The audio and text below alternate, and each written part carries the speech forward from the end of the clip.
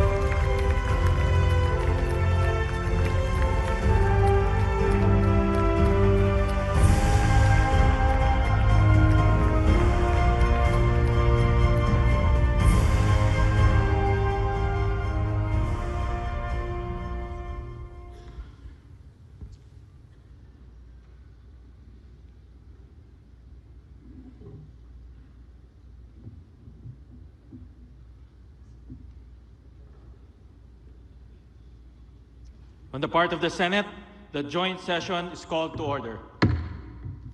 On the part of the House of Representatives, the joint session is called to order. Please rise for the singing of the Philippine National Anthem to be led by the Philippine Charity Sweepstakes Chorale. Bayang magiliw, pelas ng silanganan, alam ng puso, sa dibdib mo'y buhay.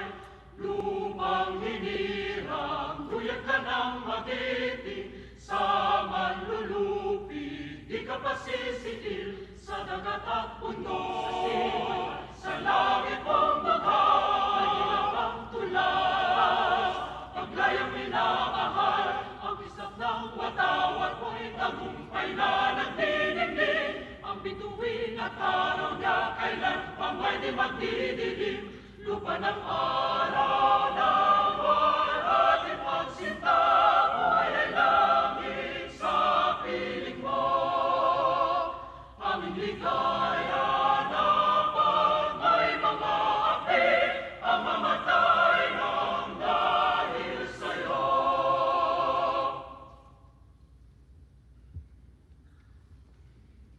Please remain standing for the awiting panalangin to be performed by Ruben Don Diego Laurente.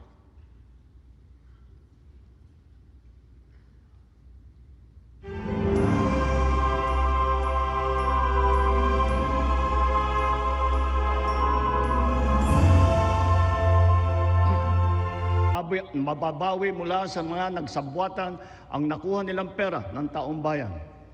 Gayon din, pinigilan natin ang paglabas ng pera ng bayan na ipambayad padapat sa mga depektibo, peke o guni-guning mga proyekto at mapupunta lamang sa mga bulsa ng mga tiwalaing kontraktor at opisyal.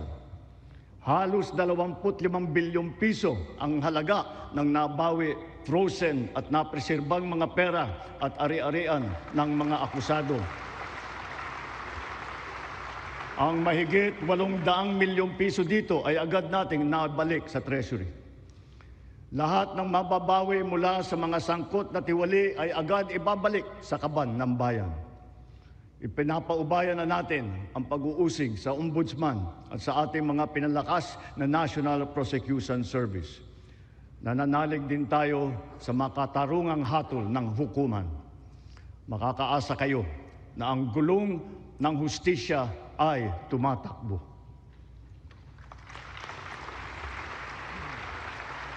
Sa kabila ng mga kaganapang ito, kailangan natin umusad tungo sa pagbabago. Nakatulong ang lahat ng mga ulat at hinaing ninyo sa isumbong na Pangulo. Ang inyong pagbabantay at pakikialam sa pamahalaan ay ang susi sa paglaban sa katiwalian. Ang reforma sa DPWH ay nagsimula na. Nagpasok tayo ng mga bagong graduate kasama ang mga tuwid at maasahang mga job order at contract of service. Bukod sa mga flood control project, lahat ng mga proyekto ay sinuri at tiniyak na talagang kinakailangan at maayos mula sa plano, presyo hanggang pagpapatupad.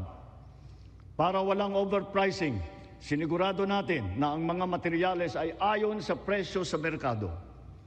Bantay sarado ang bawat proyekto at ang nakalaang pondo sa Transparency Portal, Integrity Chain at katuwang na ang mga civil society organization.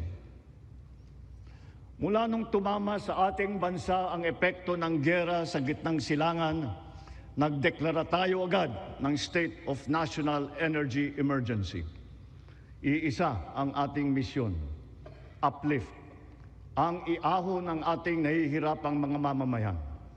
Ang lahat ng mga ahensya ay inatasang magtipid at pagtuunan mabuti ang mga programa na mas mahalaga sa pagtugon sa mga epekto ng krisis. Ibinuhos natin ang pondo kung saan karapat-dapat at mas kinakailangan sa mga pangunahing serbisyong ramdam at tiyak na makakatulong sa ating mamamayan. Ang pera ng taong bayan na muntik mapunta sa bulsa ng mga tiwaling opisyal ay naisalba natin. At sa halip na nagamit natin sa mabuti at para sa tunay na kapakanan ng mamamayan. Ibinaba natin ang karagdagang halos 58 bilyong pisong pondo sa mga lokal na pamahalaan para mas mabilis at mas malawak ang paglingap sa taong bayan. Mataas ang tiwala at kumpiyansa natin sa mga lokal na pamahalaan. Ito ay paghahanda na rin para sa mas marami at mas malawak na serbisyo para sa kanilang mga nasasakupan. Nagsimula tayo doon sa mga direktang naapektuhan ng kaguluhan. Ang pagsaklolo sa ating mga kababayang OFW na naipit sa digmaan. Mahalagang misyon ito ng pamahalaan.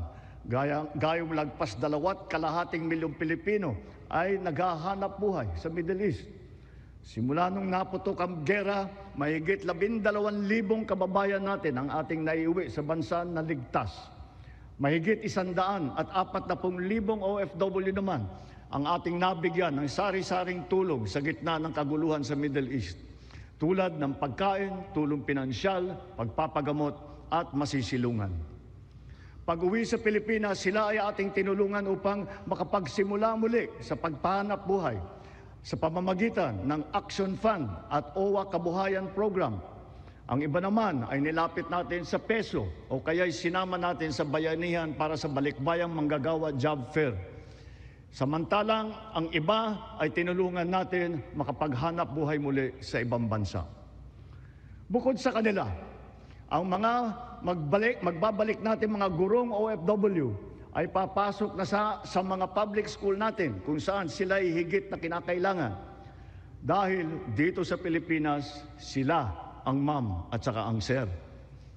Patuloy ang ating ugnayan sa iba't ibang bansa at ang suporta natin sa mga OFW para sa kanilang kaligtasan. Lalo na at may mga kababayan tayong nasawi o hanggang ngayon ay nawawala sa Middle East. Pangalawa, bunga ng ating magandang ugnayan sa iba't ibang bansa. Natiyak nating sapat ang supply ng langis para sa ating pangangailangan. Sa kabila ng pagsara ng Strait of Hormuz ay nagawa natin makabili at makapag-angkat mula sa ibang pagkukunang bansa tulad ng Japan, South Korea, Oman, India, maging sa Russia, pati na sa China. Dahil sa mga ito, natiyak natin na sapat ang supply ng bansa na tatagal hanggang halos 2 buwan. Nakipag-usap din tayo sa Iran para sa kaligtasan ng ating libo-libong mga kababayang tripulante na nasa Strait of Hormuz. Sa kooperasyon ng ating mga kumpanya ng langis, hindi naging biglaan ang pagtaas ng presyo ng petrolyo, kundi paunti-unti sa loob ng 1 linggo. Ito'y para naman maging magaang sa ating nahihirapang mga consumer. Nagtakda rin tayo ng sunod-sunod at malalaking mga price rollback na kailangan tuparin ng mga kumpanya ng langis. Sa tulong ng batas na naipasa ng Kongreso, agad din natin nasuspindi ng 3 buwan ang pagpataw ng excise tax sa LPG at saka sa kerosene. Bukod dito, agad din natin nilimitahan ang pagtaas ng presyo na inaangkat nating bigas. Inaresto at kinasuhan din natin ang mga nahuling nagsasamantala sa kabila ng pagdurusa ng taong bayan habang may state of energy emergency. Lahat ng posibleng gawin para mababa ang presyo at mapabagal ang pagtaas nito, ginawa natin. Marami ang naapektuhan o kaya nawalan ng trabaho sa panahong ito. Kaya tuloy-tuloy ang pagsasagawa natin ng mga job fair sa buong bansa. Nitong Mayo 1, araw ng paggawa at kasagsagan ng mataas na presyo ng krudo, nagsagawa tayo ng halos 100 job fair, kung saan halos 300,000 trabaho ay pinagbigay alam natin sa publiko. Sa isang araw ng job fair na ito, lagpas 6,000 Pilipino ang hired on the spot. Dito rin natin ipinamahagi ang mga sweldo para sa mahigit 100,000 benepisyaryo at nagtatrabaho sa ilalim ng dilip at tupad ng DOLE. Kumilos agad tayo upang pigilan ang mabilis na pagtaas ng presyo ng bilihin. Hinikayat ang mga bangko at e-wallet na magbawas ng kanilang karaniwang singil sa bawat transaksyon na online. Kaya ngayon, maraming bangko at e-wallet na nagbaba o nagtanggal ng kanilang sinisingil sa online transaction fee. Upang makaluwag din sa mamamayan, nagbigay ang mga bangko ng hanggang 6 na buwang palugit sa pagbabayad ng utang at hanggang 1 taon naman kung ang utang ay ginamit para sa agrikultura. Ganito rin ang ginawa ng GSIS at SSS para sa mga utang ng mga miyembro nito, pati na ang NHMFC para sa mga umutang ng murang pabahay at ng Pag-ibig Fund para sa mga naapektuhan na OFW. Kahit papano ay nakaluwag ito sa mga consumer, lalo na sa mga naghuhulog para sa kanilang bahay at sa mga nagpupundar para sa kanilang negosyo. Sa panahon na lumiit ang kita dahil sa mataas ng mga presyo, mahigit 26,000 toneladang bigas ang binigay sa mahigit 2.5 milyong pamilya. At ito'y itutuloy pa natin hanggang umabot sa 8 milyong pamilya na makikinabang.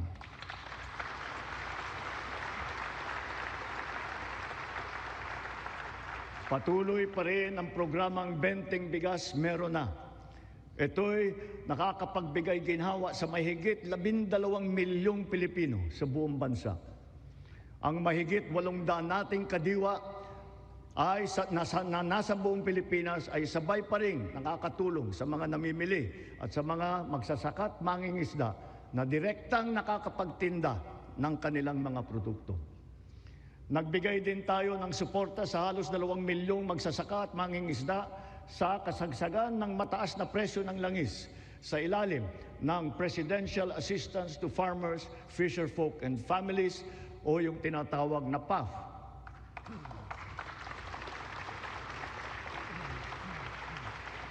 Dahil sa mas malakas, malawak at mura nating internet, naging mainam na alternatibo ang online classes at saka ang ating work from home. Mataas ang presyo ng ating kuryente, lalo na ngayong Hunyo, dala pa rin ng mataas na presyo ng krudo at paglakas ng dolyar. Gayunpaman, tiniyak natin na nabigyan ang mamamayan ng kaunting proteksyon sa kanilang electric bill. Ipinag-utos natin ang agarang pag-refund ng mga kumpanya ng kuryente na may sobrang nasingil sa mga customer nito. Ipinag-utos din natin na payagan ang ilang piling consumer na makapagbayad ng kanilang bill ng hulugan sa buwan ng Mayo, Hunyo at Hulyo.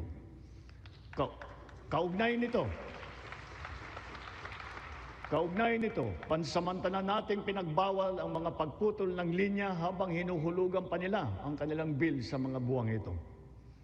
Para sa ating mga micro-entrepreneur, ipinatupad natin sa BIR sa ngayong taon ang one-time tax abatement.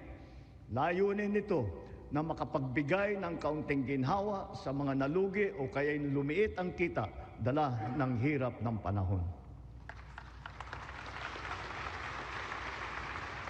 Ang sektor ng transportasyon ang pinakamatinding tinamaan ng epekto ng krisis. Super, operator, pasahero, manggagawa o negosyo man. Lahat ay umaray sa matarik na pagtaas ng presyo ng produktong petrolyo. Ngunit hindi natin kayang hayaan tumigil o maantala ito dahil ito ang nagsisilbing piston ng ating ekonomiya. Ang mga super ay natulungan ng cash relief mula sa ating programang AIX. Mayroon din 10 piso kada litro na diesel subsidy para sa mga pampasaherong jeepney at UV Express upang may dagdag na pangkarga. Bukod pa rito, mahigit 1,800,000 nagpapasada ang nahandugan din ng tulong ng AIX. Para naman sa mga pasahero, nagkaroon ng mga libreng sakay kung saan sinigundahan pa ng ilang mga ahensya ng pamahalaan gamit ang kanilang mga sasakyan. Humalili rin ang DA sa paghatid ng mga kargamento ng produktong agrikultural sa mga sentro ng kalakalan sa buong bansa. At para lalo pang makatulong ng sabay sa super at pasahero, binuhay natin ang service contracting program para sa pampublikong bus at ang ating mga jeep. Sa ilalim ng sistemang ito, ang kwalipikadong operator o driver ay nakakakuha ng karagdagang kita sa bawat kilometrong tinakbo sa pagserbisyo ng mga pasahero. Sa panig naman ng pasahero, kung hindi man libre ang sakay, meron silang 20% na discount sa pamasahe. At ang diskwentong ito ay dagdag pa sa karaniwang 20% discount para sa mga estudyante, sa senior at saka sa may kapansanan. Ibig sabihin, para sa ating mga priority passengers, 40% ang kabuuang diskwento nila sa pamasahe.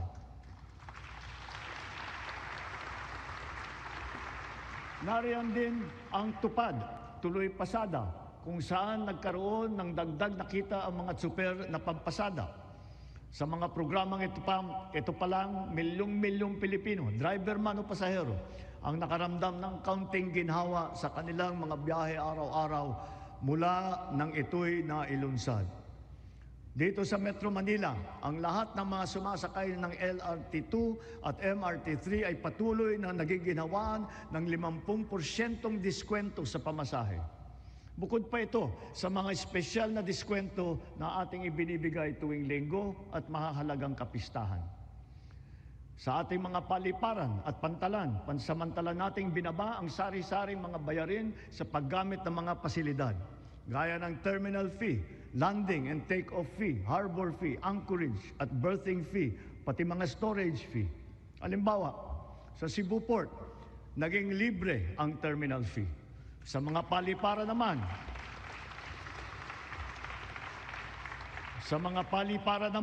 ang service charge sa mga pasahero ay binawasan din natin Gayon din sa PITX, ang terminal na nag-uugnay ng Metro Manila sa Katimugan.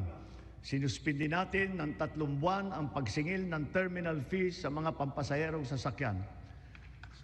Sa mga expressways naman, sila ay may diskwento sa toll fee na umabot hanggang halos 200 piso.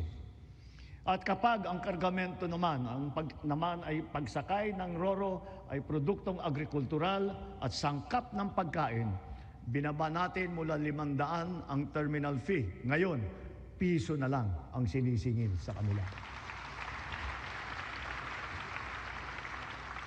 Sa pagdaan naman nila sa mga expressway, libre ang toll fee ng mga truck na accredited ng Department of Agriculture. Dahil sa lahat ng mga pinatupad na ito, milyong-milyong Pilipino ang kahit papano ay direktang nakaramdam ng tulong sa panahon ng mataas na presyo ng petrolyo. Sila ang ating mga tsuper ng pampublikong sasakyan, mga estudyante, manggagawa, pati na rin ang mga magsasaka at marami pang pasahero sa buong Pilipinas. Mga kababayan, sa ating pagbalik tanaw, kaya ko kayong harapin at sabihin na ginawa natin ang lahat ng nararapat upang malunasan ang mga epekto ng krisis. Agarang kumilos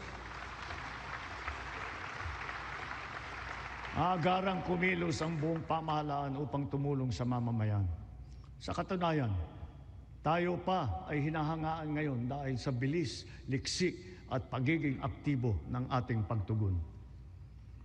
Libuang buwan mula sumiklab ang digmaan, ramdam pa rin natin ang bigat ng mga epekto nito sa ating bansa. Hanggang kailangan, asahan ninyo na hindi titigil ang pagsuporta ng pamahalaan. Naglaan tayo ng mahigit 60 bilyong piso para dito hanggang sa katapusan ng taon.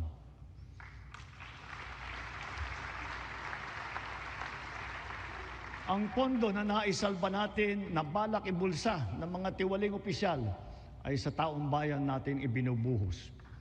Ngayon ipipihit natin ang mga programa sa mas nangangailangan nating kapwa Pilipino para naman mas malawak at mas marami ang maaabot ng tulong.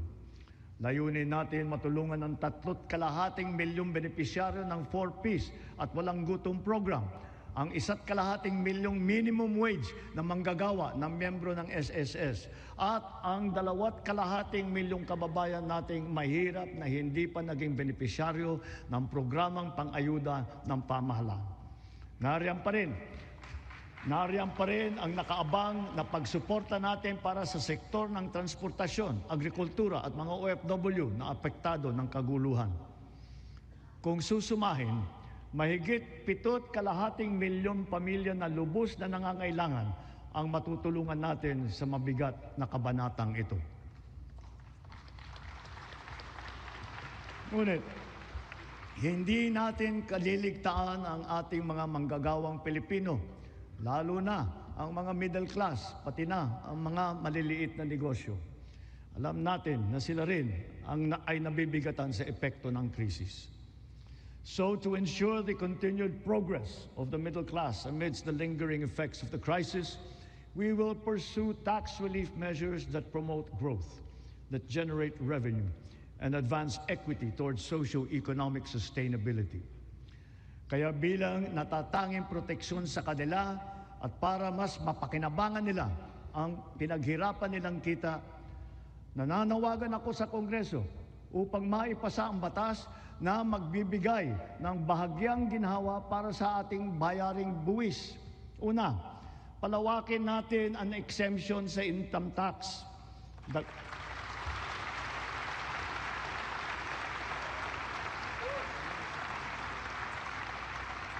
Dagdagan natin ang mga manggagawang malilibre sa buwis sa kanilang kita.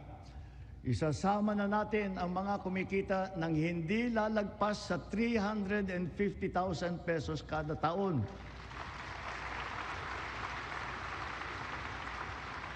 Kasabay nito ang karampatang pagbaba ng income tax ng iba parang manggagawa. Pangalawa, ang mga maliliit na negosyo ay hindi napapatawan ng minimum corporate income tax.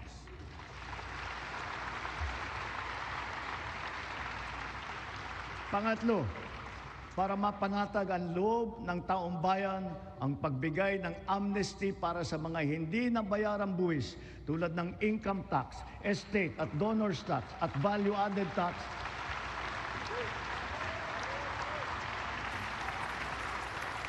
Kasama na rin dyan ang mga multa na kaakibat ng mga ito. Malinaw ang mga leksyon sa atin ng mga nagdaang buwan. Una, ang kahalagahan ng seguridad at katatagan ng bansa pagdating sa enerhiya at sa pagkain, ng ating ugnayan sa ibang bansa at ng bawat mamamayan kahit saan man sila naroroon. Pangalawa, ang abilidad ng pamahalaan na kumilos agad sa angkop at mainam na paraan.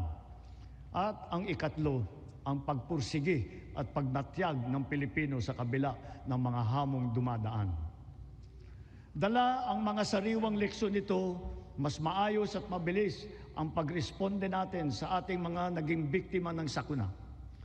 Tulad sa nangyaring paglindol sa Visayas at Mindanao kamakailan, mahigit 600,000 pamilya ang ating nasakluluhan. Lampas 3 bilyong piso ang ating binuhos para sa agaran tulong sa mga pamilyang lubos na naapektuhan. Ito ay sa pamamagitan ng pagkain, pagpapagamot, tulong pinansyal at pabahay.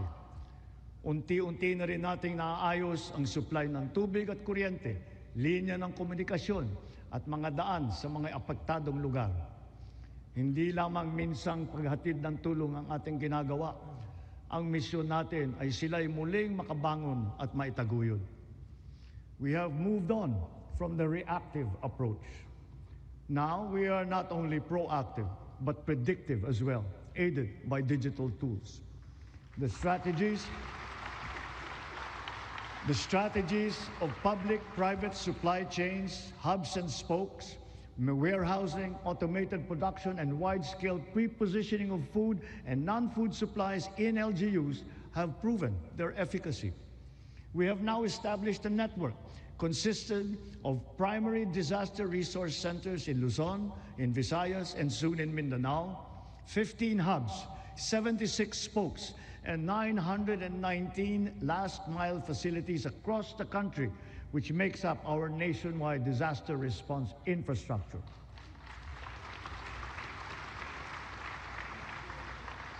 Because of this robust system, delivery of emergency nourishment and relief to target areas is now made possible under 24 hours.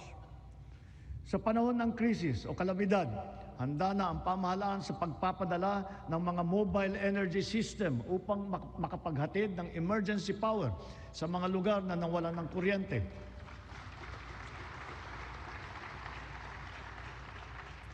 Complementing these are our government emergency communication system and the private sector-led and our first ever satellite-to-mobile service, both of which guarantee uninterrupted telecommunications nationwide in the event of crises and of disasters. At dahil meron na tayong konsepto ng state of imminent disaster, hindi na natin hinihintay na mangyari ang sakuna. Aagapan natin ang paghahanda at pagresponde. And so, taking all these lessons to heart, our overarching mission and all our conscious efforts henceforth must not be to simply uplift, but to ensure security and self-sufficiency of our nation and of our fellow Filipinos. Sa nasaksihan nating pagtaas ng presyo ng petrolyo, maraming kababayan natin ang umasa sa pampublikong sasakyan. Kaya't pinagtutuunan natin ng mabuti ang ating mga tren, mga busway, transport hub at integrated terminal at ang pagpapaganda at pagpapalawak ng mga paliparan at pantalan sa buong bansa. Ito ay upang mas malawak at malayo ang naaabot, tumaas ang kapasidad at maging moderno at mas maginhawa ang serbisyo. Halimbawa, sa susunod na taon, ang mga tren ng North-South Commuter Railway ay tatakbo na sa pagitan ng Valenzuela at Malolos. Sisikapin ng DOTR na sa pagtapos ng administrasyong ito, tapos na rin ang railway hanggang sa Clark.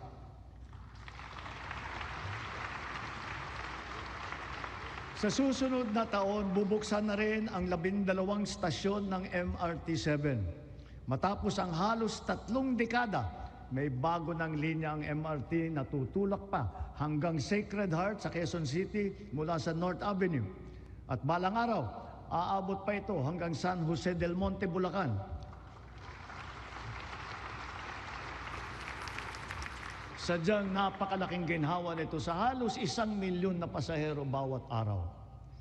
Thanks to the recently enacted Accelerated and Reformed Right-of-Way Act, right-of-way issues are now more quickly resolved, removing the biggest choke point in our mass transit development program. Sa kabilang banda, yung unang bahagi ng Cebu Bus Rapid Transit ay bukas na. At yung nasa Ilocos Norte naman ay ating pasisinayaan sa susunod na taon. Ang mga nag-modernize ng mga sasakyan, lalo na ang mga lumipat sa mga hybrid at electric vehicle, ay hindi nakaramdam ng kurot ng pagtaas ng presyo ng petrolyo. Consistent with our clean energy drive, we have encouraged the adoption of electric vehicles. We have removed all tariffs on EVs until 2028 to bring down market prices. And government has also been mandated to prioritize electric vehicles and their refleeting plans. This clean and green policy is two-pronged. It shall also spur growth of our domestic local industries across the EV value chain, specifically those involved in the vehicle assembly and manufacturing of batteries and related spare parts. Mitiin natin na sa pagdating ng 2040, kalahati ng mga sasakyan natin ay EV na. Ang ilang makabagong love bus at ang articulated bus na gagamitin sa Davao City, mga EV na. Ang MB Dalaray naman na pinasayaan natin kamakailan lamang ay isa ring EV na nabuo sa pagtutulungan ng UP at saka ng DOST. Sa darating na panahon, ang ganitong electric ferry boat ang gagamitin sa Pasig River Ferry Service mula Pinagbuhatan sa Pasig hanggang Escolta sa Maynila. Kaya hinihiling ko ang suporta ng buong industriya upang mapaandar na natin sa lalong madaling panahon ang ating minimiting modernisasyon ng mga pampublikong sasakyan. Titiyakin natin na magiging makatao, magaan at makatarungan ang pagpapatupad nito. Tulad ng aking nabanggit, dapat mataas ang kalidad, matibay at maghahatid ng pangmatagalang ginhawa sa taong bayan ang lahat ng pampublikong infrastruktura. Ngayong taon, matatapos na ang bahagi ng South Luzon Expressway TR4 mula sa Santo Tomas City, Batangas, papuntang Tiaong sa Quezon.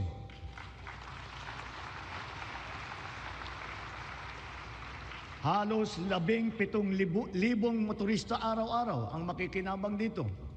Ang mga nasirang tulay sa San Juanico sa Eastern Visayas, Cabagan, Santa Maria sa Isabela, Pigatan sa Cagayan, Calbigan at Liloan sa Samar, at Panuliran sa Iligan ay kaagad nating naayos at ngayon nagagamit na muli.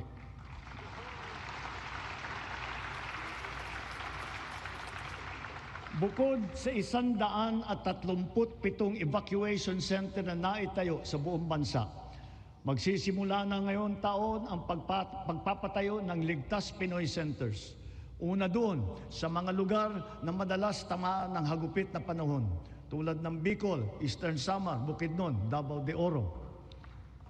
Ang mga gusali na ito ay dinisenyo upang kayanin ang mga malubhang kalamidad tulad ng super typhoon na 340 kilometers per hour, ang lakas ng hangin at ang magnitude na 8.4 na lindol. Ganon din dapat ang taas ng kalidad at tibay ng lahat ng pribadong infrastruktura. Ang lahat ng gusali sa ating bansa ay dapat handa at kayang manatiling matatag at nakatindig laban sa anumang banta ng sakuna at kalamidad.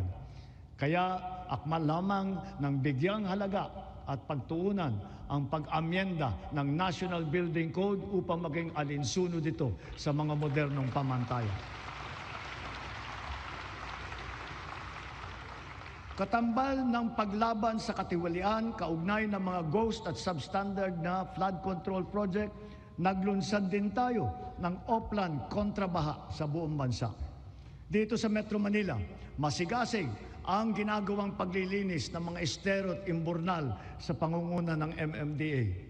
Nakakatulong ang mga Cash for Work program sa malawakang paglilinis na mahigit 200 estero at waterway mula sa Luzon hanggang Mindanao, sa Ilocos Sur, sa Cagayan, sa Camarines Sur, Negros Occidental, Cebu, Capiz, Iloilo, Lanao del Norte, Maguindanao del Sur, Misamis Oriental at Bukidnon. Sa kabila ng mga ginagawa nating ito, kailangan pa rin nating iwasto ang ating pamamaraan sa pagtapon ng basura. One systemic intervention is to update our 25-year-old Ecological Solid Waste Management Act, aligning it with modern waste management practices such as waste-to-energy and waste treatment technology.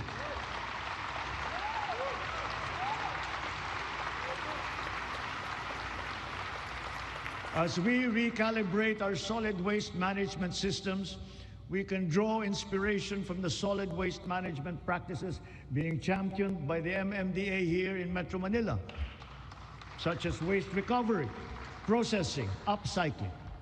For example, what used to be the Carmona Sanitary Landfill of the 1990s is now the MMDA Nature Park. And more than a multi-purpose green space, it shall soon be the base of its high-level disaster preparedness training and simulation exercises. Gayon din, ang ating sistema ng agrikultura ay pinapatatag natin upang magarantiya ang ating supply ng pagkain at maipababa ang presyo nito para sa lahat.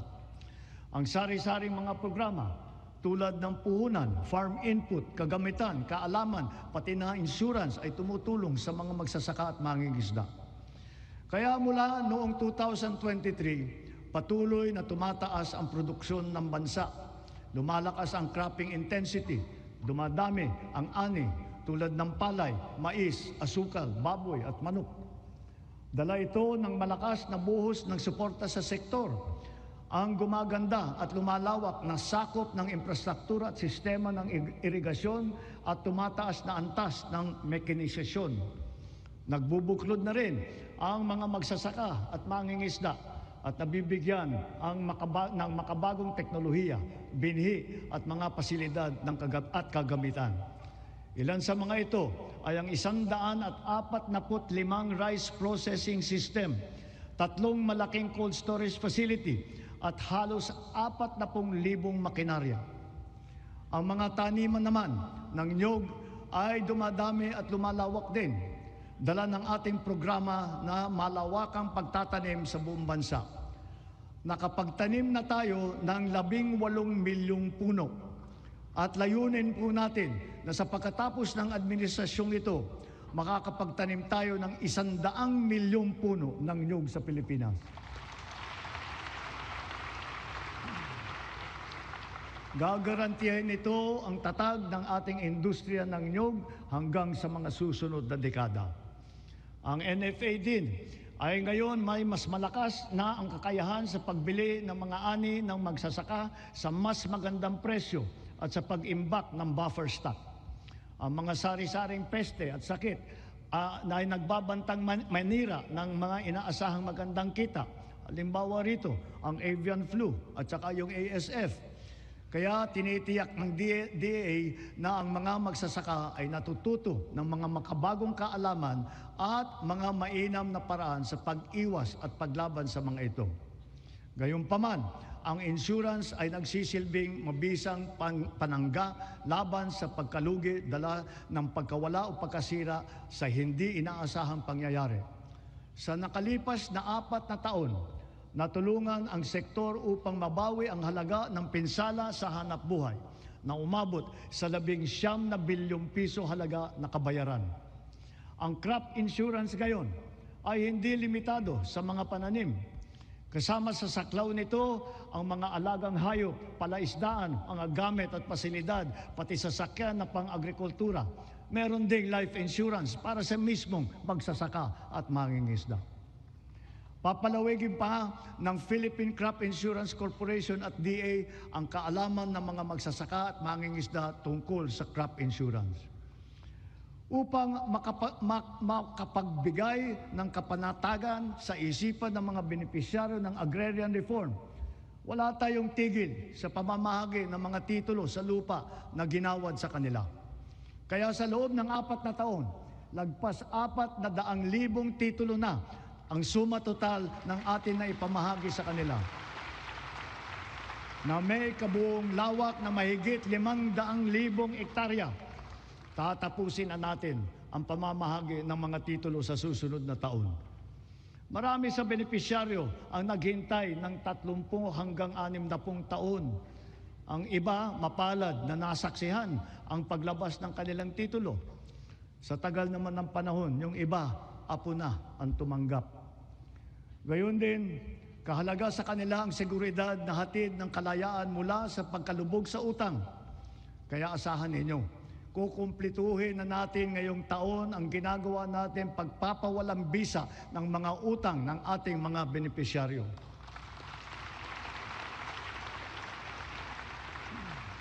Sa kabila ng mga ito, patuloy pa rin ang suporta ng DAR sa reformang agraryo tulad ng irigasyon, mga daan, makinarya at mga pautang para sa mga benepisyaryo nito.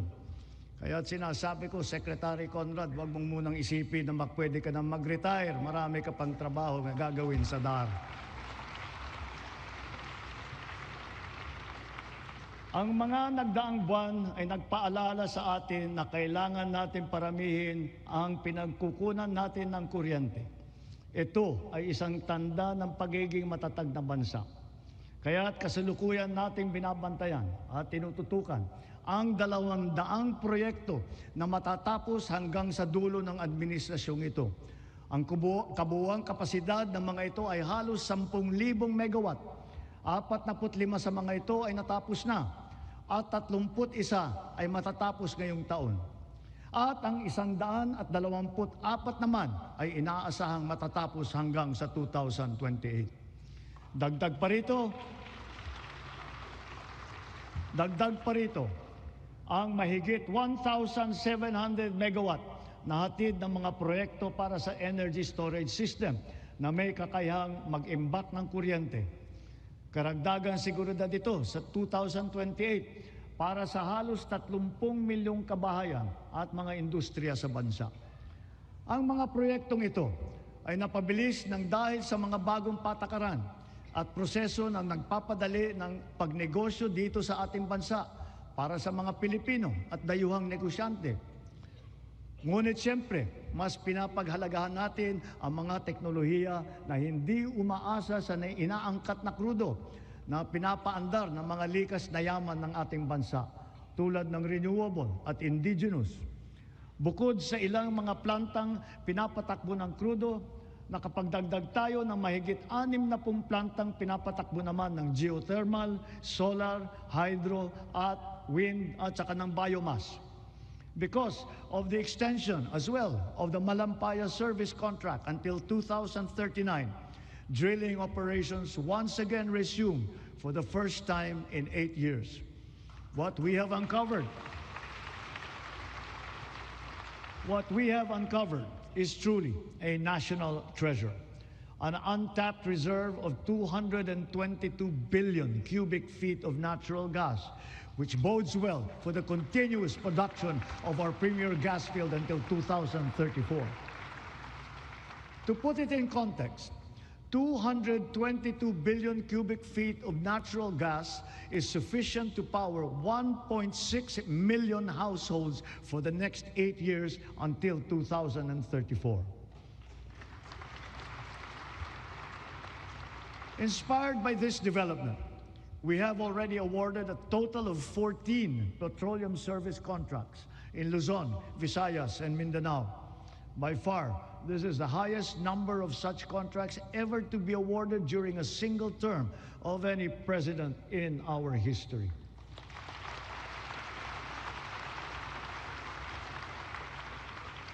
Four of the contracts that we have so far awarded are for the production of hydrogen.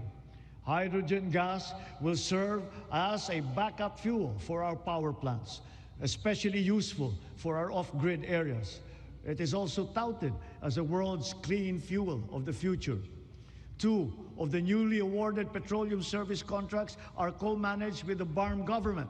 This is the first time in our political history. BARM is now firmly set to pursue its strategic vision of energy security and total electrification for and in the Bangsamoro region.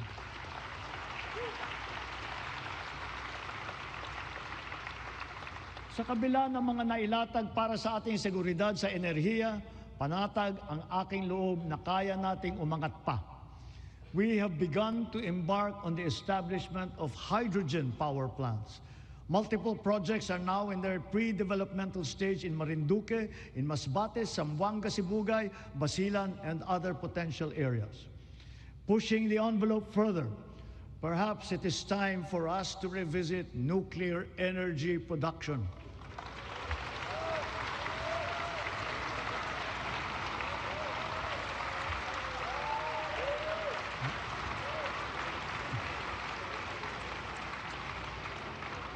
After all, we are already using nuclear energy in the fields of medicine, in agriculture, water filtration, and the upcycling of plastic. We are confident in its capacity to reinforce our energy security and to bring down the cost of electricity in our country. Titiyakin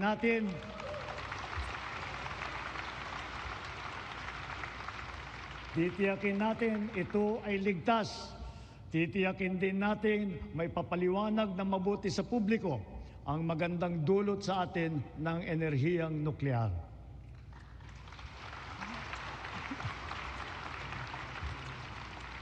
Mga kababayan, sa lahat ng mga ginagawa natin sa sektor ng enerhiya, maninaw din sa pamahalaan ang hinaing ng taong bayan na pababain ang presyo ng kuryente sa bansa.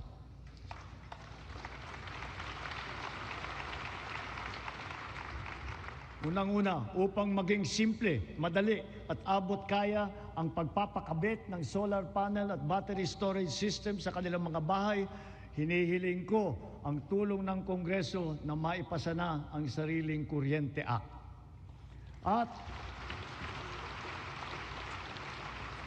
At kung pagbawas ng presyo ang usapan, sa aking palagay, panahon na para tanggalin na natin ang systems laws na pinapasa sa consumer.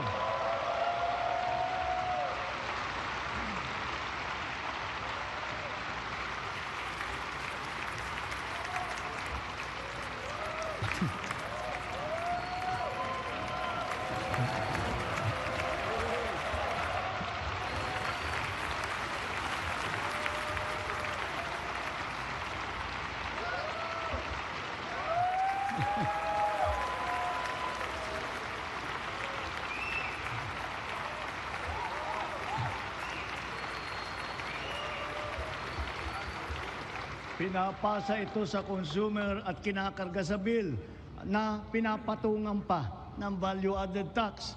Hindi naman kasalanan ng consumer kung bakit nagkaroon ng systems laws. Kaya hindi naman tama na kailangan sila pa ang pagbabayarin dito. Therefore, we, the people, we demand for the immediate amendment of the EPIRA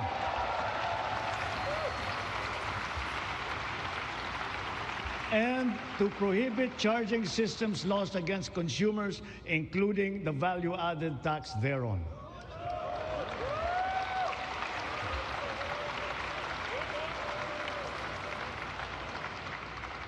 Noon nagsimula ang administrasyon, nilatag na natin agad ang pambansang pulisiya sa social protection floor na magtitiyak na may pangsalo at paglingap sa ating mamamayan lalo na sa oras ng pangangailangan.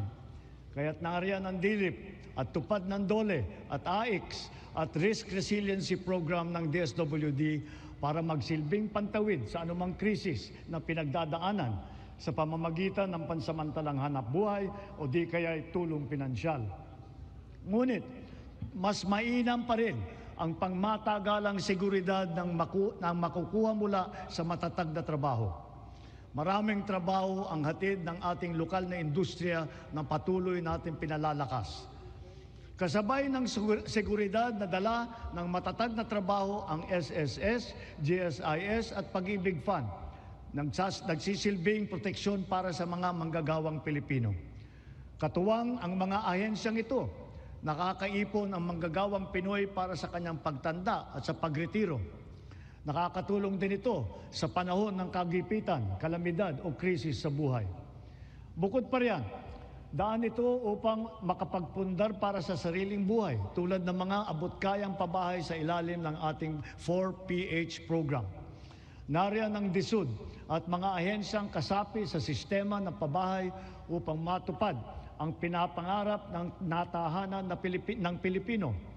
Katuwang ang pribadong sektor at lokal na pamahalaan.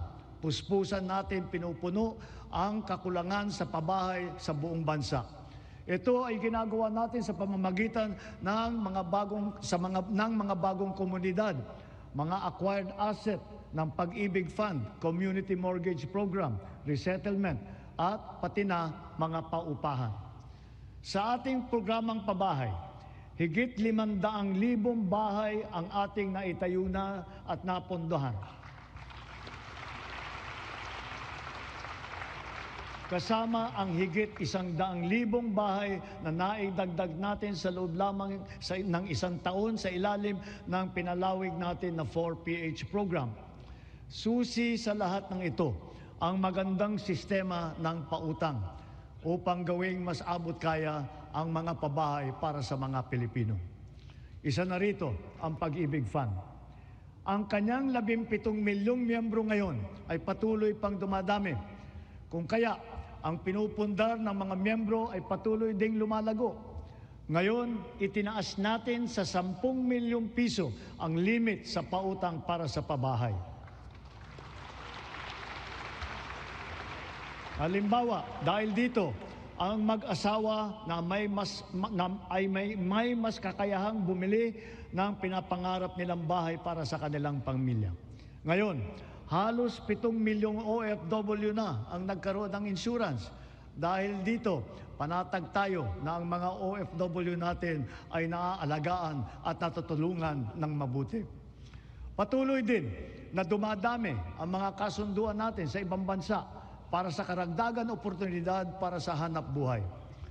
Napataas din natin ang minimum wage ng OFW natin na namamasukan bilang kasambahay. Para naman sa ating mga pensyonadong uniform personnel na nagsakripisyo para sa seguridad ng ating republika, itinaas natin simula ngayong taon ang nakukuha nilang pensyon at subsistence allowance.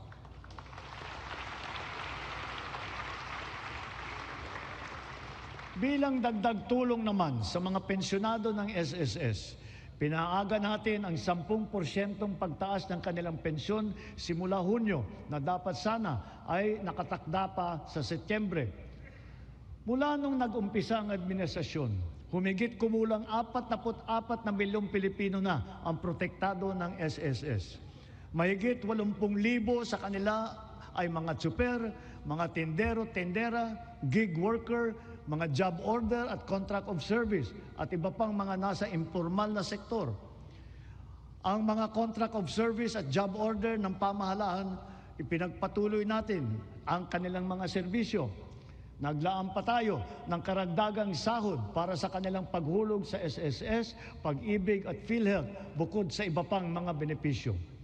Misyon natin na mas marami pang Pilipino ang makakasapi sa SSS, lalo na ang informal na sektor at mga self-employed na tulad nila. Kaya nananawagan ako sa buong sambayanan. Huwag natin ipagwalang bahala ang seguridad na handog ng SSS, pati na ang Pag-ibig Fund. Tiyakin po natin na ang wasto at buwanang paghulog para sa mga ikabubuti ng ating mga kinabukasan. Maganda ring balita na dumadami sa ating mga kababayan ang kumukuha ng insurance at pre-need mula sa pribadong sektor. Mainam din itong pagpundar para sa kinabukasan. Ito ay para sa lahat ng Pilipino. Ginawa rin itong mas abot kaya dahil sa mga micro-insurance plan. Ngayon na nasa merkado, ito yung mga rehistrado at lehitimo. At mas maganda rin ang balita sa ating kabataan. Sa kanilang murang edad ay nagbubukas na ng mga account sa bangko o kaya sa digital payment app. Hikayatin at turuan natin silang mag-impok at magpundar para sa kanilang kinabukasan. Gayunpaman, edukasyon pa rin ang siyang pangunahin nagtataguyod ng kakayahan kung kaya ito ang nangunguna sa listahan ng administrasyong ito.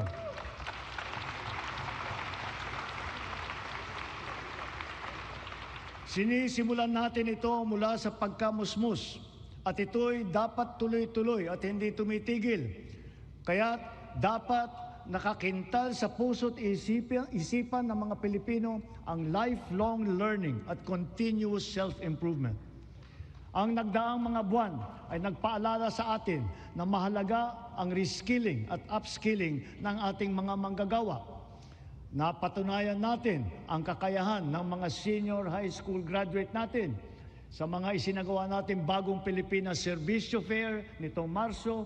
Mahigit 1,200 senior graduate ang naging hired on the spot. Maaari na rin sila ngayon mag-apply para sa mga bakanteng unang baitang na posisyon sa pamahalaan. Ngunit, patuloy pa rin natin pinalalakas ang curriculum ng senior high upang lalong maihanda ang estudyante para sa tunay na mundo. Pinaigting ang work immersion para maranasan nila ng personal ang paghahanap buhay sa kanilang gustong larangan. Panatag ang ating loob sa edukasyon pagkatapos ng senior high dahil sa patuloy na pagtaas ng kalidad ng kolehiyo sa ating bansa. Noong 2022, ang mga kolehiyo natin na pumasok sa World University Rankings for Innovation ay 12 lamang. Patuloy po nating ipinataas ito bawat taon. Ngayon, 140 kolehiyo na ang pumasok na sa World University Rankings. At lagpas kalahati sa kanila ay state at local universities and colleges kung saan libre ang matrikula.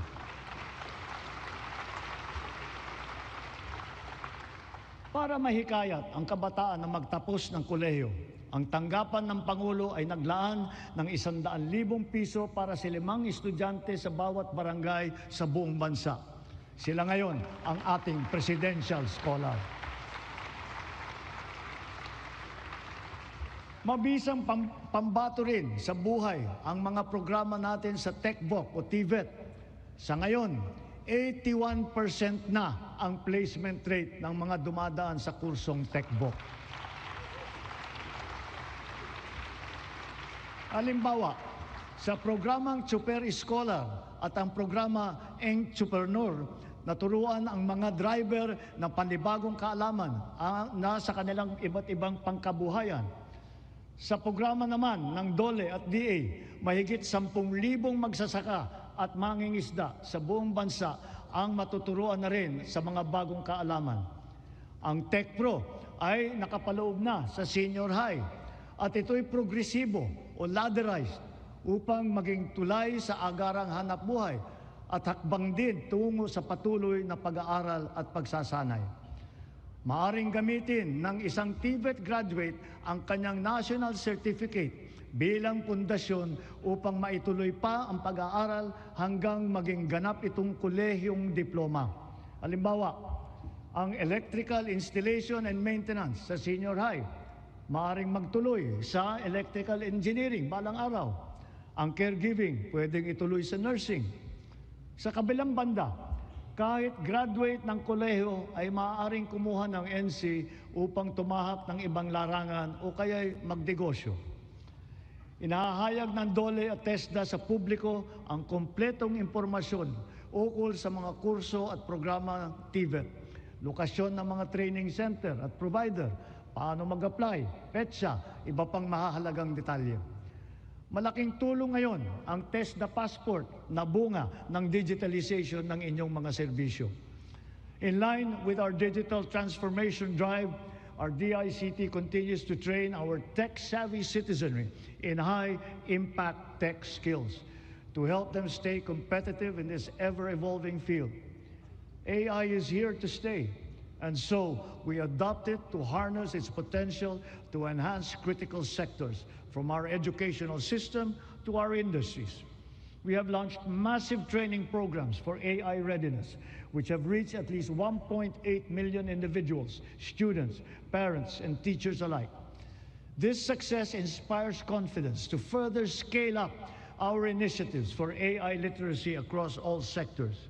We must ensure our global competitiveness. Within and beyond the academe, we must inculcate in our youth the virtues of critical thinking, innovativeness, creativity, as well as the ability to find solutions to problems. Our targeted scholarships and funding grants are all aimed to encourage these trailblazing traits. Contests such as Young Creative Challenge, the NICE, and the Philippine Innovation Awards recognize their talent and their hard work. At the same time, we have to do more to protect our children. We must protect them from the harmful influences and forces that exploit their vulnerability. The corrosive influence of fake news, the unfettered exposure to pornography, even to minors, the constant depiction of casual violence, and the toxicity and hate culture pervasive in social media. These pernicious influences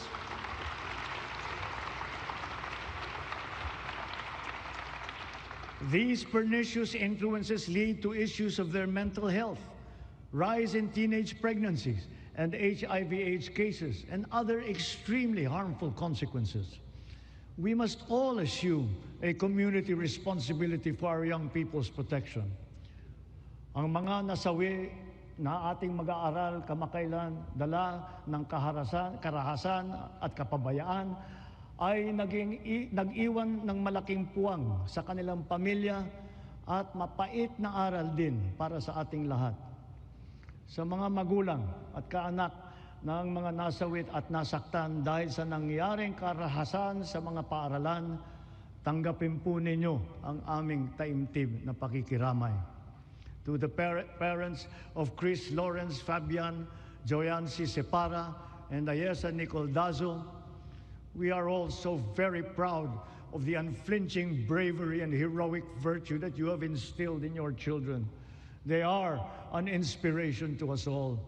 Their courage and their selflessness, true Filipino qualities, are the virtues that these trying times call for. Kailangang mamulat ang buong lipunan at akuin ang responsibilidad. Pag-ibayuhin natin ang ating paggabay at pag-aruga sa ating mga kabataan. Magkakasama tayong lahat sa misyong ito, ang pamahalaan, pamilya, paaralan, simbahan, industriya, komunidad. Tatayo ang paaralan bilang pangalawang tahanan para sa kanila. Kaya hinahanda natin ang mga pampublikong paaralan upang tanggapin sila ng bukas palad. Ngayong school year, tuloy ang ating school-based feeding program bilang mabisang suporta sa pag-aaral. Sa programang ito, mapapakain natin ang mahigit 4.5 milyong kinder at grade 1 at mga mag-aaral na grade 2 at pataas na mga lubos na nangangailangan ng nutrisyon. Magtutulungan ang lokal na pamahalaan, ang barangay, PNP, DepEd upang palakasin ang seguridad sa paaralan. Siniguro ng DepEd na nakahanda, gumagana at alam ng lahat ang mga mekanismo at proseso sa pag-ulat, sa pagtugon sa mga insidente ng bullying, pati na sa mga iba't ibang emergency. Hindi inahanda rin natin ang ating mga principal at guro upang mamagitan sa pag-ayos ng anumang hindi pagkakaintindihan ng mga estudyante. Sa tulong ng unang batch ng 10,000 school counselor associates na ipapasok natin sa mga pampublikong paaralan, ang mga anak natin ay meron ng malalapitan para sa angkop na payo sa anumang mabigat na pinagdadaanan sa kanilang isipan.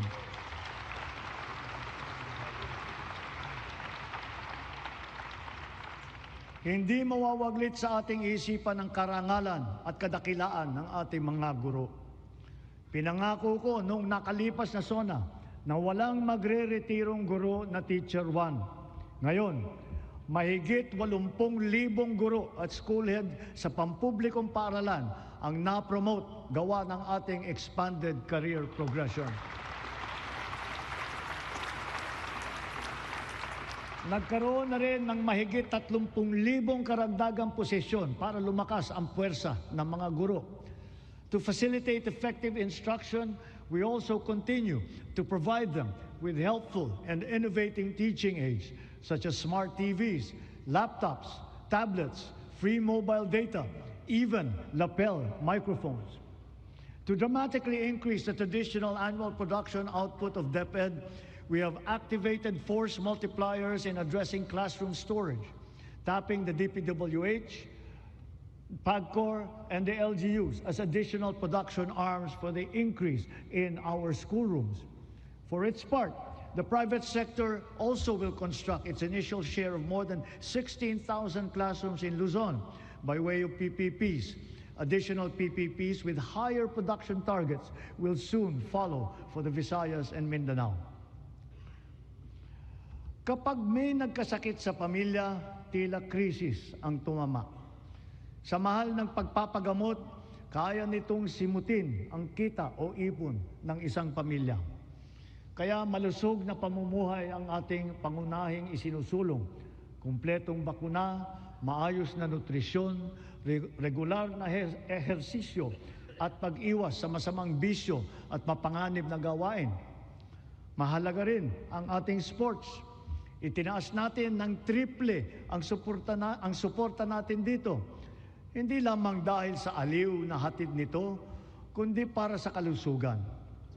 Sa nag-uumapaw nating suporta kay Alex Eala, sana ay marami ang maengganyo para matuto at maglaro hindi lamang ng tennis, kundi ng ibang sport pa. Sa halimbawa ng Pilipinas Women's Football Team, sana rin ay mas sumikat pa ang football sa ating bansa at maraming maglaro. Balang araw, baka makasali na ang Pilipinas sa World Cup.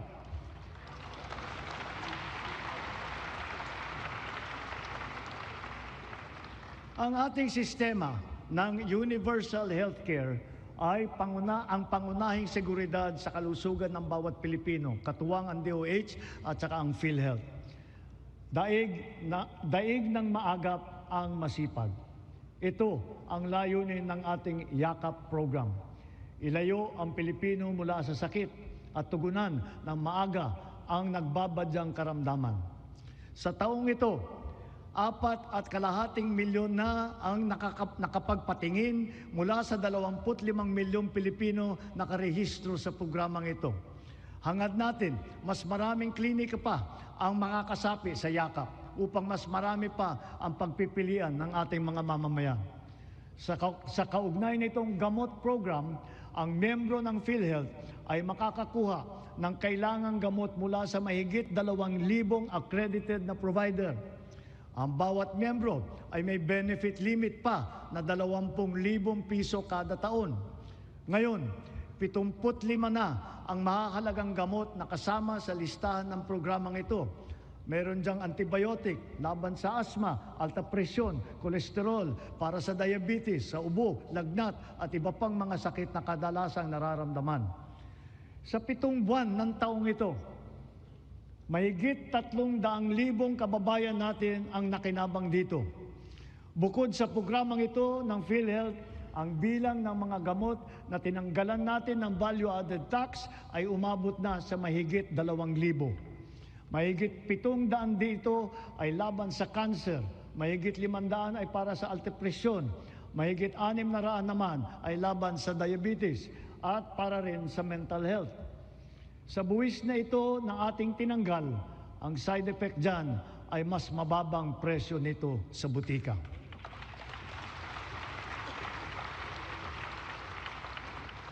Ngunit kung pag-iwas sa sakit ang ating tunay na pakay, kulang pa ito. Kailangan mas maaga ang pagbabantay. Kaya pinapalawak pa natin ang programang ito. Sa susunod na taon, unti-unti nating isasama ang iba't ibang uri ng blood test at gamot upang mas maagang matukoy at mabantayan ang posibleng sakit sa bato, atay, thyroid at hepatitis B. Nariyan pa rin ang malaking suporta ng PhilHealth kung kailangan talagang magtungo sa pagamutan. Patuloy na pinaparami ng PhilHealth ang sakop nitong mga sakit, kondisyon at serbisyo. At itinaas din nito ang limit upang matiyak na sumasabay ito sa pagtaas ng mga presyo. Pinahahalagahan ng PhilHealth ang mga laganap at malubhang mga karamdaman tulad ng kanser at sakit sa puso. Kasama na rin ngayon ang pagpapagamot ng HIV/AIDS upang makatulong sa pagpigil na dumadaming mga kaso dito sa bansa. Pati na rin ang TB na kumikitil ng halos 100 buhay bawat araw dito sa atin. Para mapaganda pa ang suporta natin sa mga batang may developmental disabilities, dodoblehin natin ang PhilHealth package para sa pagpapatingin sa therapy.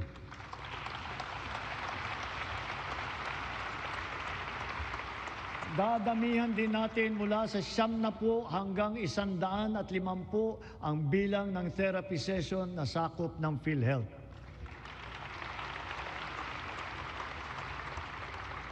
Nakaantabay din para sa kanila ang Project Aruga ng DSWD para sa karagdagang tulong pinansyal.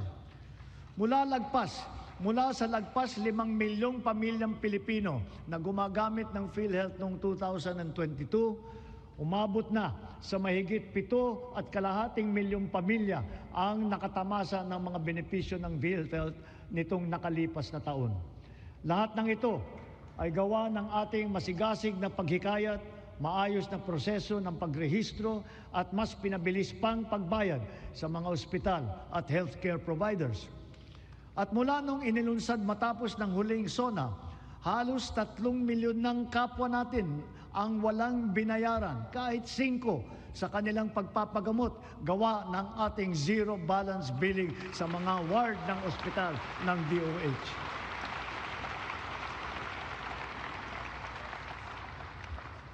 Siyempre, hindi natin makakaligtaan ang maaasahang medical assistance o MAIP. Mas marami na ang ospital na sakop nito.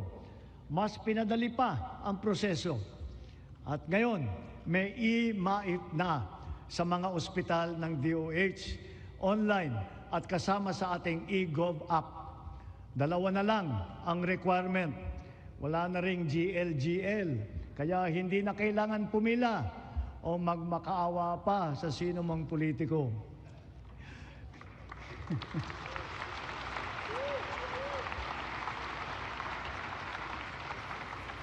Sa mahigit 56 na milyong nakapag-download at gumagamit ng ating e-Gov app, ganong karaming Pilipino, kasama ang kanilang pamilya, ang madali nang maaabot ang napakahalagang medical assistance na ito mula sa national government. Kung kaya't sa puntong ito, mahigit 8 milyong pasyente na ang natutulungan ng maaasahang MAIP. Sa ating ginagawang mga pagbabago, mas marami pa ang matutulungan nito, anumang antas sa lipunan. Paraan natin ito upang mapakinabangan ng mamamayan ang buwis ng kanilang binabayaran. Malaking bahagi ng naisalba nating pondo mula sa korupsyon sa flood control project, binuhos po natin sa edukasyon, sa pagkain, sa DOH, PhilHealth at sa MAIP. Para talagang makatulong, makapagpagaling at makapagpalakas ng katawan ng Pilipino. Patuloy pa nating inaayos ang sistema ng mga ospital at mga pasilidad sa bansa, kasama ang mga bukas at mga specialty center. Mayroon din Valor Clinics na tanging para naman sa ating mga veterano at kanilang pamilya. At magsisimula na rin tayong iguhit ang plano para sa makapagtayo ng isang Virology and Vaccine Institute dito sa ating bansa.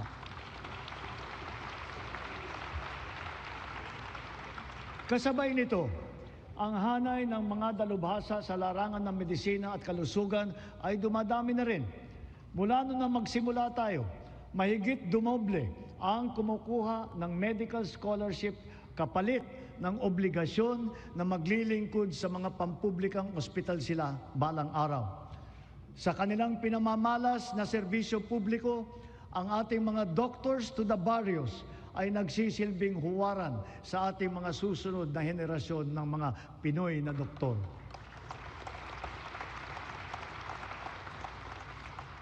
As we have witnessed and proven during this difficult period, our strong foreign relations have earned us incalculable dividends. The Philippines is once again a full member of the community of nations.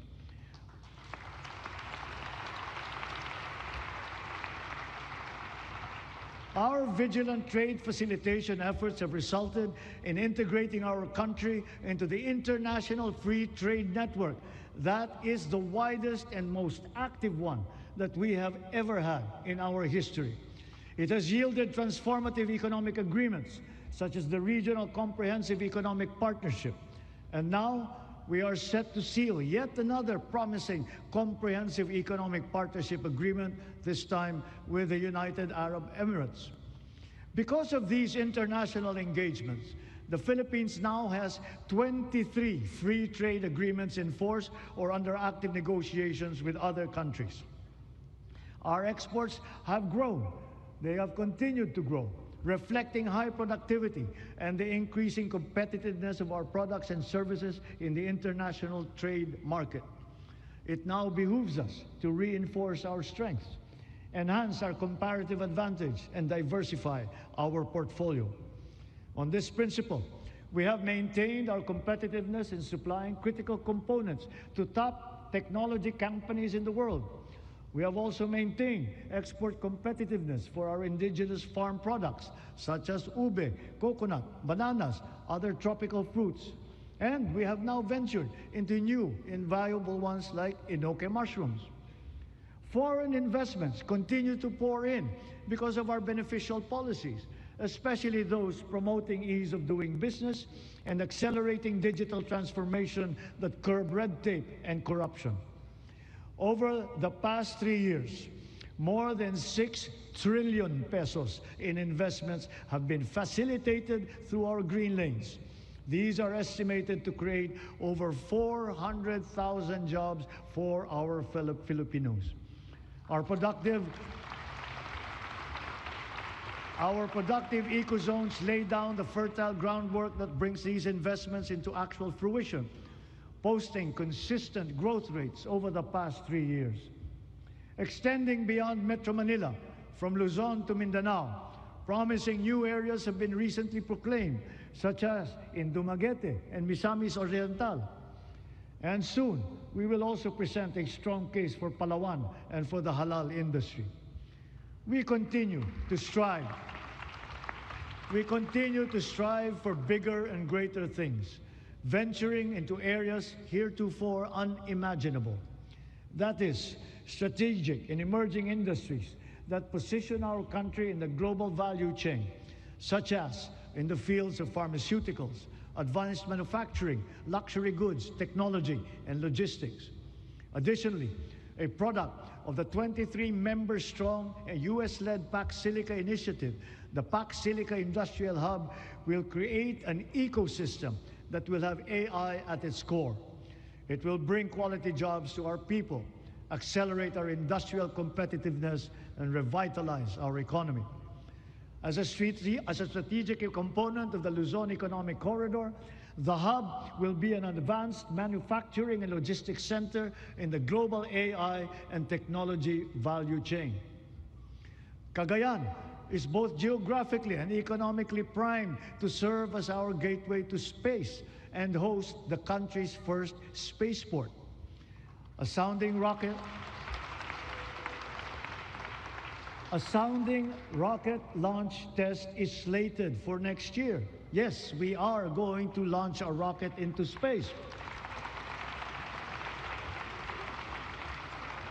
This we will do in partnership with a South Korean aerospace company. We do not have to look or sail very far to find dependable allies. ASEAN is our safe harbor, within which we share not only mutual proximity, but affinity. During our chairship of the ASEAN Summit this year, we advocated for greater solidarity and cooperation among ASEAN member states. Together, we found ways to alleviate the dire consequences of the war in the Middle East. Through a united ASEAN and its strong extended network, we have achieved greater security and resilience as a region and as individual nations, more capable of withstanding disruptive events. The ASEAN +3 emergency rice reserve system will guarantee emergency rice supply in case of shortage in our domestic production. The ASEAN Digital Economy Framework, led by the Philippines, will harmonize digital rules and enable cross-border digital transaction. It will accelerate the growth of our local tech sector, enable fintech and digital banking solutions, and support financial inclusion, especially for small enterprises. Likewise, the Framework Agreement on Petroleum Security for the joint stockpiling of energy assets in the region has been ratified. And now that our Luzon, Visayas, and Mindanao grids are fully connected, we are in a better position to connect with our neighbors to help realize the ASEAN power grid.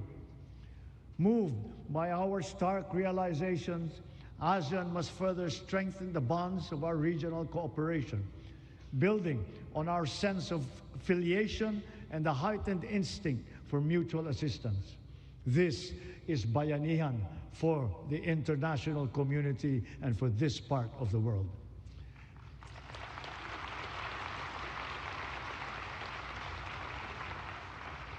And more significantly, we in ASEAN, joined by the entirety of Filipinos who by nature are peace-loving, re-echo our unified appeal for an end to violent conflict. We appeal to all parties for a heightened sense of community, to a return to the table, armed only with a genuine desire for peace and for normalcy. True diplomacy builds, violent conflict only destroys. Peace and order are the foundations of security for our country, for our region, for the world.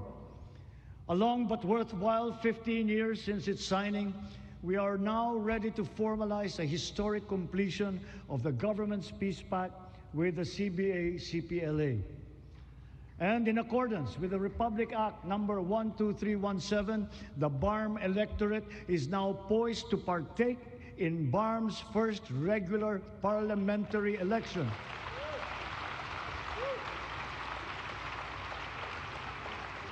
This is a critical accomplishment under the Comprehensive Agreement on the Bangsamoro. COMELEC, law enforcement, volunteers, deputized agencies, all stakeholders are now ready to ensure that this defining political exercise will be peaceful, orderly, and credible. May these inspiring developments strengthen our collective belief in the unity and indivisibility of the Filipino nation amidst our individual diversity. Our unity and collective consciousness are challenged now greater than ever before. A common threat lies before us, directed against our dignity and self-respect. Of late, our very humanity has been called into question. Let me remind our friends and our detractors, Filipinos are a noble, kind, gracious, and great race. We are not greedy, we are not racists, we are not liars.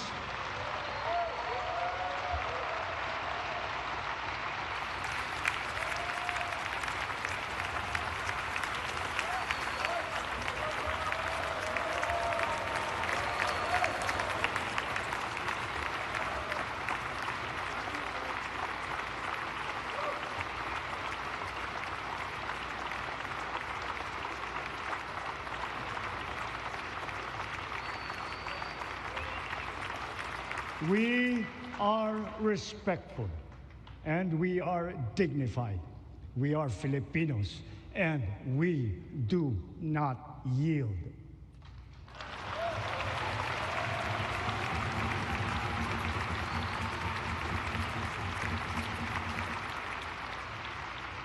Just recently, we celebrated the 10th anniversary of the final and binding 2016 Arbitral Award, which stands as a definite benchmark for the interpretation and application of the UNCLOS. This is not a claim that we advance alone, nor is it one that we will abandon. Your government will do all that is necessary to continue upholding this award, utilizing every peaceful and legal means available to the Republic against any attempt, foreign or domestic, to undermine this achievement. We give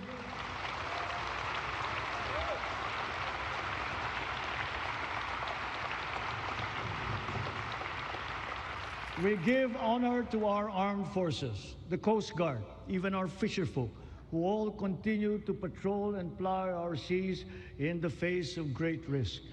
To them, we owe collective gratitude and appreciation, for it is they who give life to the letter and spirit of the Arbitral Award.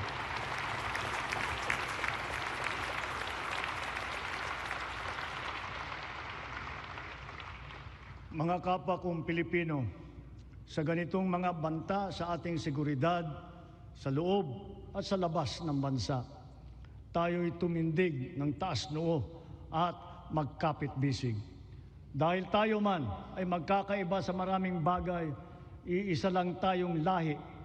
Tayong lahat ay Pilipino, Pilipino sa diwa, Pilipino sa dugo. Manaig nawa ang pagkakaisa at ang pagmamahal natin sa inang bayan at sa kapwa Pilipino. Sa bagay na ito, hindi tayo magkakatunggali. Tayo ay magkakabigkis tulad ng ating pinamana sa ating buong kasaysayan. Sa mga pang-aalipusta, hindi tayo matitinag. Sa manlulupig, hindi tayo pasisiil.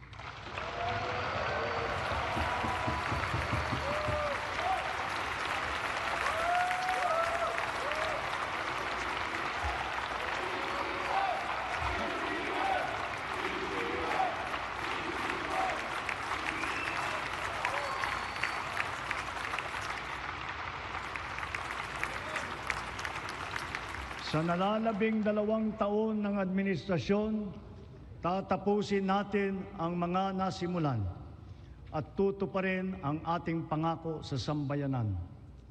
My beloved countrymen, let us continue the work that we have started to make the Philippines the country that Filipinos deserve. There is no nobler cause than this. We do this for our children. We do this for our future. We can but do this because we love our country and we love our people. Maraming salamat po. Magandang gabi po. Mabuhay ang Pilipinas!